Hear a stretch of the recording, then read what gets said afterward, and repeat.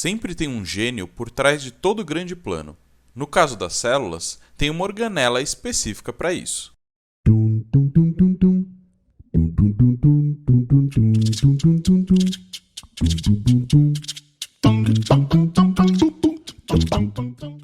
Bem-vindo, alunos e curiosos de plantão. Meu nome é Tarek e hoje nós vamos falar sobre o núcleo celular. O núcleo celular é aquela bola que geralmente vemos quando estamos falando de uma célula. No microscópio da escola, você consegue ver claramente, ou até mesmo em imagens e desenhos. É uma bola que fica geralmente no centro da célula. Ela é uma organela muito importante e nós já falamos de várias coisas dela. Então nessa aula vai ter muita referência às outras aulas aqui do canal. Essa organela, por ser grande e de fácil visualização, foi uma das primeiras a serem descobertas, em 1802, por um austríaco botânico chamado Franz Bauer. Mas ela foi realmente reconhecida como núcleo em 1831 por um outro botânico escocês chamado Robert Brown. Porém, a sua função só foi compreendida bem depois disso, em 1838, por um botânico alemão. Já perceberam que os botânicos foram os primeiros a ver essa organela e entender sobre ela? Isso acontece pois as primeiras células estudadas na história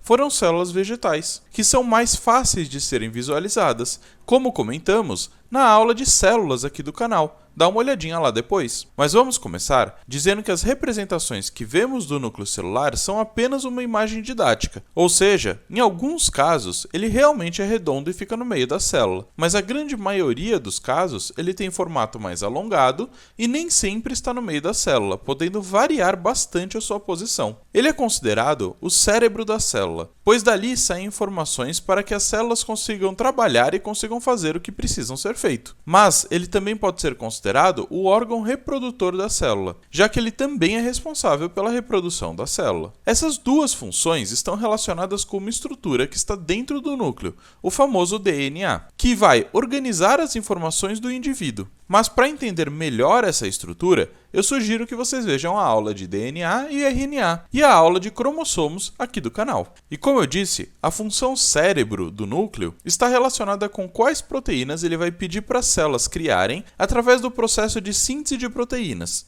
que nós explicamos aqui no canal, aonde do núcleo saem informações copiadas do DNA para os ribossomos poderem criar proteínas específicas. E a parte de reprodução da célula, ou melhor dizendo, replicação, está relacionada com o conteúdo que o DNA tem dentro dele, sendo uma espécie de receita de bolo para que novas células sejam criadas. Nós explicamos tudo isso na aula de mitose e meiose aqui do canal. Dá uma olhadinha lá depois também. Mas toda essa parte de DNA já foi explicada em outras aulas. Então vamos focar no que ainda não foi explicado, que é a morfologia do núcleo celular. A começar que o núcleo só é formado em células eucariontes. Não que as procariontes não tenham DNA, elas têm sim, mas a organela que irá concentrar o DNA em um ponto específico é a exclusividade das eucariontes. Aliás, já falando nisso, para ser eucarionte significa que tem que ter uma carioteca. Afinal, o eu significa verdadeiro e carionte, carioteca. Mas o que é uma carioteca? Ela é uma membrana que envolve o núcleo celular e é bem parecida com uma membrana celular que já estudamos, com uma dupla camada de glicoproteínas. A diferença aqui é que ela possui uma ligação na camada externa através do retículo endoplasmático rugoso.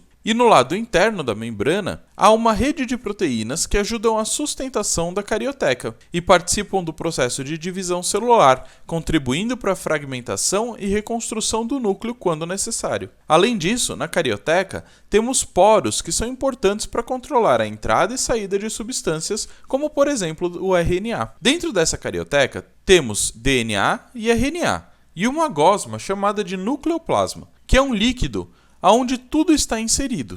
Junto disso, temos a matriz celular, que é como se fosse um esqueleto que irá apoiar e dar sustentação aos cromossomos para que eles fiquem posicionados onde precisa. Uma outra estrutura encontrada no núcleo, que vocês já ouviram falar com certeza, é o famoso nucleolo. Os nucleolos são corpos densos e arredondados, compostos de proteínas, com DNA e RNA associados. É uma região do núcleo onde são fabricadas moléculas de RNA ribossômico que se associam a certas proteínas proteínas para formar subunidades que compõem o ribossomo. Essas subunidades ribossômicas ficam armazenadas no nucleolo e saem no momento da realização da síntese proteica. Nós comentamos isso na aula de ribossomos aqui do canal, dá uma olhadinha lá. Além disso, no núcleo podem ter enzimas, proteínas e fatores de transcrição espalhados lá dentro. Mas aí eu vou colocar para vocês algumas questõezinhas que aparecem de vez em quando. Existem células no corpo que não têm núcleo? A grande maioria das células tem núcleo, mas existem algumas poucas que não têm, como por exemplo a hemácia. Isso significa que todas as funções que eu comentei anteriormente não se aplicam à hemácia. Na verdade, a hemácia é especial devido à sua função, pois como ela precisa se desgastar para transportar os gases, vimos isso na aula de hemoglobina aqui do canal, ela não faz a sua replicação por conta própria, para evitar mutações, já que a hemácia tem um ciclo de vida de 48 horas mais ou menos. Então, quem faz a sua replicação é a medula óssea, através de células que se transformam em hemácias. Logo, podemos dizer que como as hemácias não se replicam e têm um tempo de vida curto, não há necessidade dela gastar energia formando o núcleo. Se não bastasse, o núcleo ocuparia muito espaço que pode ser preenchido com oxigênio, aumentando assim a eficácia dessa célula. Uma outra pergunta muito recorrente é: existe DNA e RNA na célula apenas no núcleo? A resposta para isso é muito simples: não. Algumas organelas, como as mitocôndrias e os cloroplastos, devido à sua possível origem através da endossimbiose, também possuem essas estruturas dentro delas. Então, DNA não é uma exclusividade só do núcleo. E é claro que se você quer saber mais sobre as maravilhas do DNA e dos cromossomos, tem aulas aqui no canal explicando cada um deles. Então vai lá, dá uma olhadinha na sequência dessa aula que você não vai se arrepender. Eu espero que vocês tenham gostado da aula, curtam, compartilhem e se inscrevam no canal para novas aulas de biologia. Muito obrigado!